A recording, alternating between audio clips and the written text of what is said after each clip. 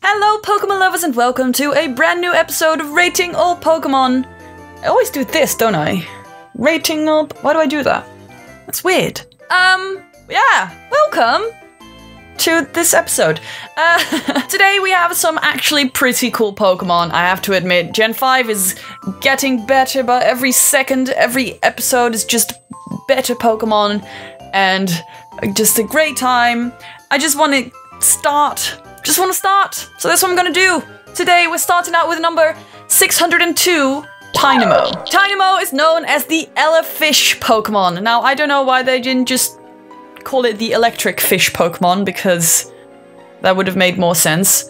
But, you know, Pokemon sometimes does things, and you don't really know why, but you just have to live with it, don't you? Tynamo is a very tiny little fish, baby Pokemon. It's kind of like a baby eel, but mostly a tiny little fish with a little electric... I'm sorry. Just like Joltik, it's a very small, tiny little baby Pokemon, and on its own it can't really generate much electricity. It needs some help, so it usually moves around in groups with other Tynamo, and it generates a lot of heavy electricity in a group. It can create electric currents that are as strong as thunder, so you know, it can do something, but it can't do it alone. I think Tynamo is very, very cute. I can't say that I think its evolutions are cute, but we'll get back to that in a minute. It's just a tiny little fish, and you know, what can go wrong with a tiny little fish? So Tynamo represents the Leptocephalus, which is the baby stage of an eel, or a larval stage. I don't know, larvae doesn't sound right for a fish. Is that just me? I don't know. The fact that it's electric, and this goes for all its evolutions too, means that it's most likely based on bioelectrogenesis. This is what it's called when animals can create electricity. It may also be based on Hyquictis?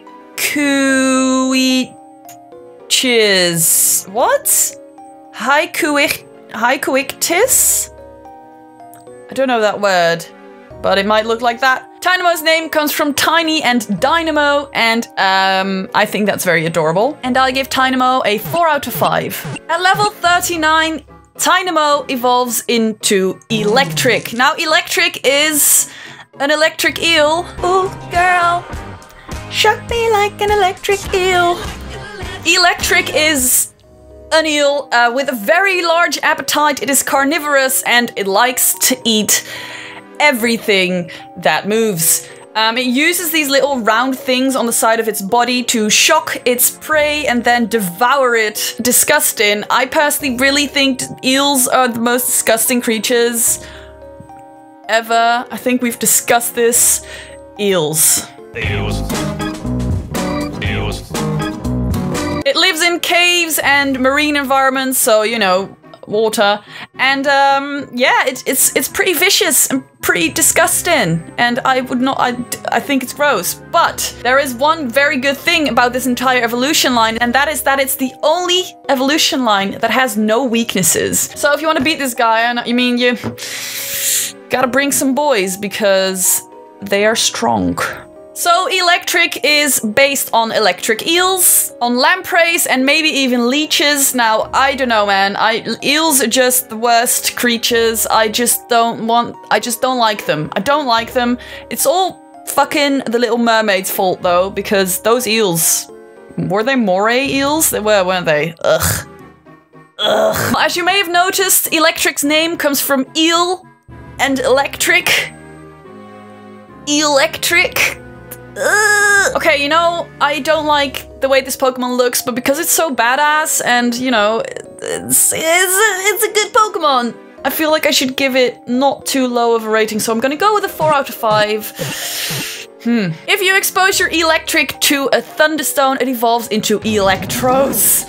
Now, Eelektros is huge, and it is an eel that has arms. Why?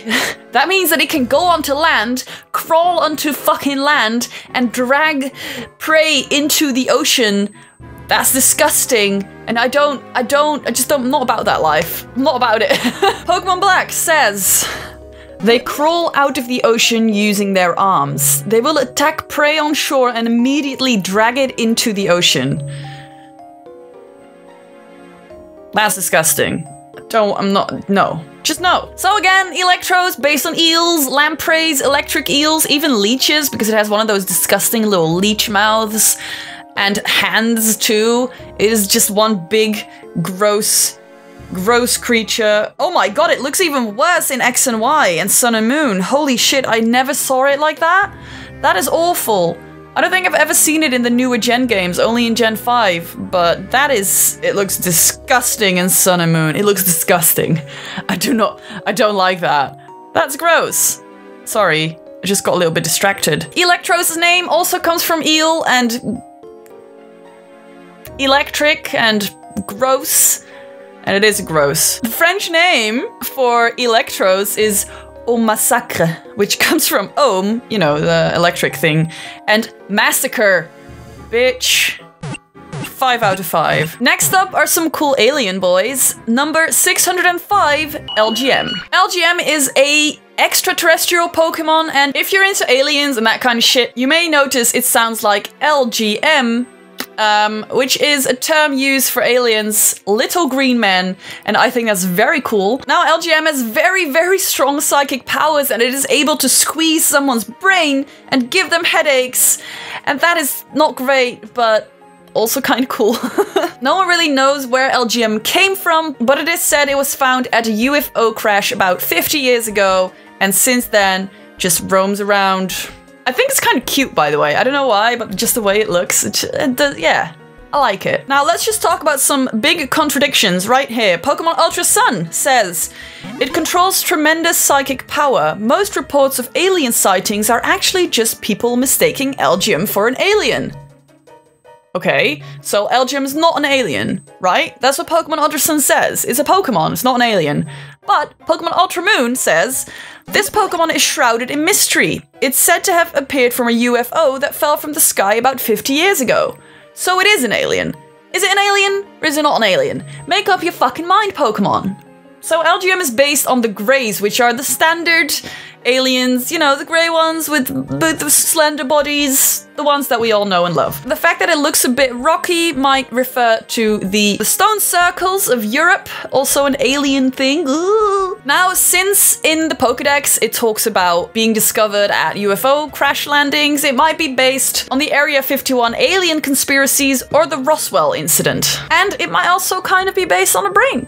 It's called the cerebral Pokemon. I mean, come on. The French name for Elgyem is Luxor. I don't know how to say it in French, but Luxor is a reversed version of Roswell. Now, I think that's very cool. Also, Mandarin Chinese being a bit of a dick again. Literally, the name means little grey freak. That's mean. I give Elgyem a 5 out of 5. At level 42, Elgyem evolves into Beheeyem. Now, Beheeyem's name sounds like B-E-M, which is a term that was used for aliens way back when. It means bug-eyed monster. Very cool. So Beheeyem communicates by using its little flashy fingers, and it is able to completely manipulate and even erase memories. Now here's a fun Pokédex entry about that. Ultra Sun says, with its psychic powers, it rewrites its opponent's memories. You too may have already had your memories rewritten. Don't say that! Who am I? Is this even real? What is happening?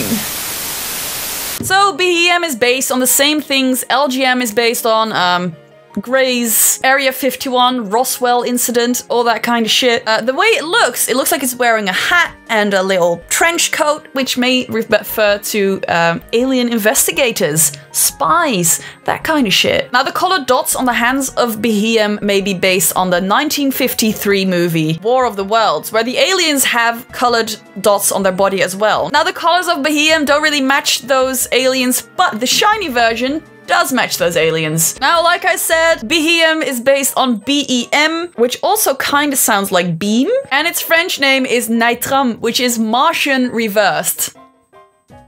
Drag me away. This is great. 5 out of 5.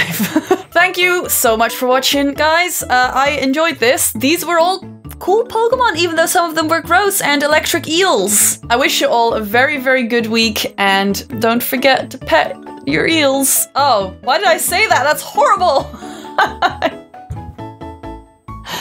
I didn't mean to say that. Goodbye.